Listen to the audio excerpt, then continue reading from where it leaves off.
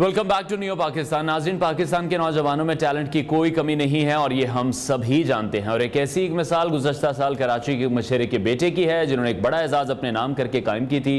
14 साल अमीर हमजा, जिसने बैनुल-अक़वामी सतह पर मुल्क का नाम रोशन किया था और वर्ल्ड स्कॉलर कप में 7 इंटरनेशनल मेडल अपने नाम किए थे।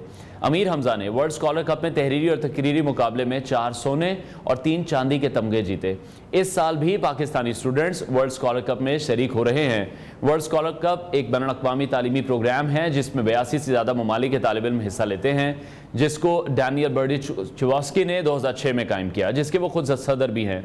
जिसका मकसद है कि मुस्तकबिल के जो स्कॉलर्स हैं और लीडर्स हैं उनको पैदा किया जाए।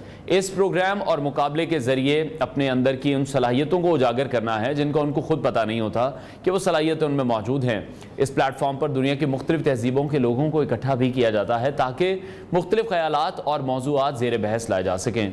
इस साल कोलालमपुर मलेशिया में होने वाले वर्ल्ड स्कॉलर कप के रीजनल राउंड के लिए पाकिस्तान की तरफ से तालिब इल्म भावन मोहम्मद शाह ने क्वालिफाई किया है और अब भावन मोहम्मद शाह स्कॉलर्स कप के लिए के आलमी फाइनल राउंड के लिए अमेरिका की येल यूनिवर्सिटी जाने वाले हैं। हमारे साथ स्टूडियोज़ में मौजूद हैं, उनसे आपकी मुलाकात कराएंगे, उनसे बहुत सी बातें भी करेंगे। भावन, सबसे पहले तो बहुत शुक्रिया आपके वक्त के लिए, बहुत अच्छे लग रहे हैं आप इन मेडल्स के साथ। सबसे पहले यहीं से स्टार्ट कर लेते हैं कि ये मेडल्स पहले तो कहाँ से जीते हैं आपने, किस कंपटीशन से?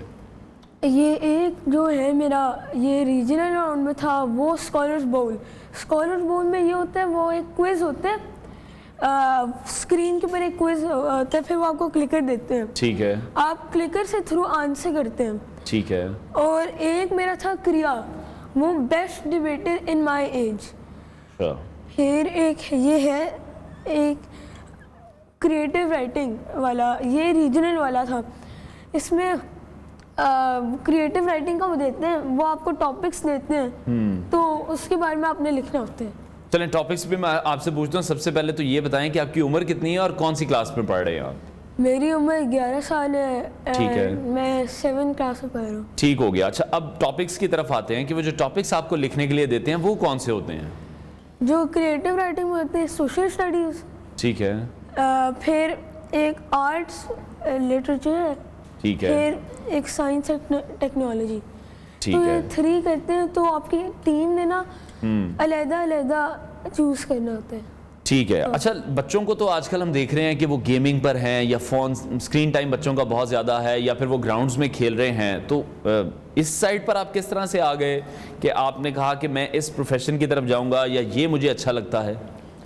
मैंने ना ज्वाइन किया था एक डिबेटिंग कंपटीशन, तो उसका जो एक्सपीरियंस था वो मुझे बड़ा अच्छा लगा था। ठीक है। I like debating. आप पब्लिक स्पीकिंग या आपके कॉन्फिडेंस बढ़ाते हैं, आप अपने कंफर्ट जोन से बाहर निकलते हैं। ठीक है। तो ये बड़ा एक स्किल है। तो मैंने फिर वर्ल्ड स्कॉलर्स कप ज्वाइन किया, वहाँ से क्वालिफाई करके मैं अब ग्लोबल राउंड में गया। ठीक है। तो जब आपने स्टार्ट किया तो फिर किस किस ने आपकी इसमें हेल्प भी की? आपके टीचर्स ने, आपके पेरेंट्स ने? जो मेरे क्लब सोसाइटी में जो टीचर थे उनने मेरी बड़ी हेल्प की। ठीक है। मैंने टीचर से गाइडेंस लेता गया। फिर मम्मा पापा ने मुझे बड़ा मोटिवेट किया था। ठीक है। मेरे दादाजी, ऐसे लोग जो मेरे बड़े क्लोज हैं, उन लोगों ने मुझे बड़ा मोटिवेट किया था। ज़बरदस्त। अच्छा, मेरे पास कुछ डिटेल्स हैं कि अभी कोलालमपुर मलेशिया में होने वाला जो रीजनल राउंड है उसमें भी क्वालिफाई किया है, इस हवाले से बताएं, फिर यहाँ तक कैसे पहुँचे थे? मैंने जब से मैं क्वालिफाई हुआ था रीजनल राउंड के लिए ना, तो मैंने दिन रात तैयारी की और फिर मैंने टीचर्स से गाइडेंस लेना शुरू हुई। मैं प्रैक्टिस करता गया दिन रात। तो अब ये रिजल्ट। लेकिन कितना मुश्किल या कितना आसान है? मतलब मुझे तो ये काम देखने में, सुनने में ही बड़ा मुश्किल लग रहा है।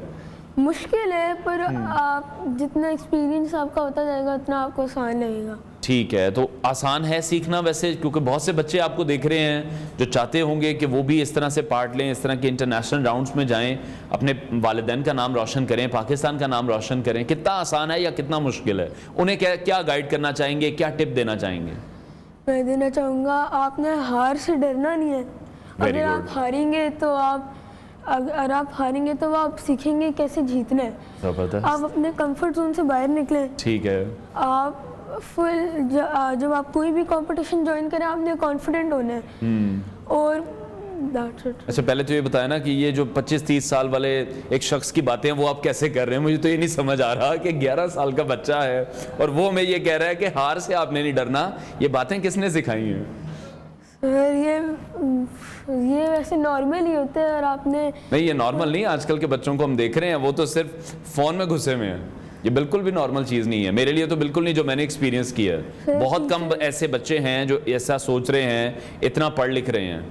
टीचर और बाबा लोगों ने ट्रेनिंग कराई थी कि आपने ऐसे बोलना है। ठीक है। और आप जो अगर आप सोशल मीडिया पे जाए ना, आप लोगों को मिलेंगे जो वर्ड्स। अच्छा, अभी अमेरिका जाने की तैयारी है, तो वहाँ के लिए क्या प्रिपरेशन है? वहाँ के लिए क्या आपने गोल सेट किया हुआ है?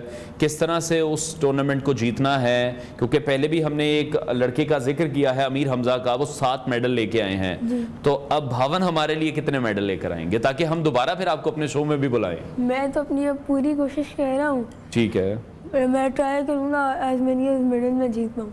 ठीक है, चलें, हमारी बेस्ट विशेज़ आपके साथ हैं। बाकी जो आपकी स्टडीज़ हैं, जिस तरह से आप अब ये पढ़ रहे हैं, तो फिर स्पोर्ट्स में भी कोई शौक है? कौन सा खेल ऐसा है जिसे पसंद करते हैं या खेलते भी हैं? मुझे फुटबॉल बड़ा पसंद है। अच्छा, ज़बरदस्त।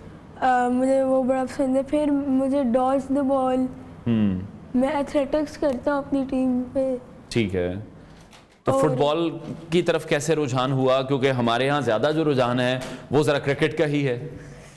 फुटबॉल मैंने ना एक दफ़ा जब रोनाल्डो को देखा ना, वो बड़ा तेज भागता है, उसके अच्छा। स्किल्स बड़े अच्छे हैं। ठीक है। तो मैंने सीखने शुरू हो गया।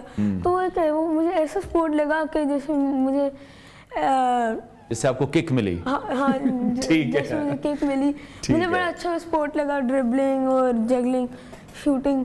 आप जो भी आपका एंगर है अंदर, आप वो बॉल के ऊपर रिलीज कर दें, आप ग्राउंड में निकाल सकते हैं। हाँ ठीक जी। है, तो जो फ्रेंड सर्कल है, वो आपके जो फ्रेंड्स हैं उनके क्या शौक हैं? वो भी कोई डिबेटिंग में हैं या वो कोई डिफरेंट स्पोर्ट्स में हैं? उनके क्या शौक हैं? मेरे 3 फ्रेंड्स हैं, वो दोनों डिबेटिंग एंड फुटबॉल ये शौक। अच्छा, ठीक है, यानी कि सर्कल भी आपने वही रखा हुआ है, वही चूज किया हुआ है जो कि आपके हिसाब से है। कोई डिफरेंट ऐसा दोस्त नहीं है जिसे सिर्फ खेलना कूदना ही पसंद है? सर, एक बच्चे को डिबेटिंग इतनी पसंद नहीं है, पर वो डिबेट का उसको शौक तो है।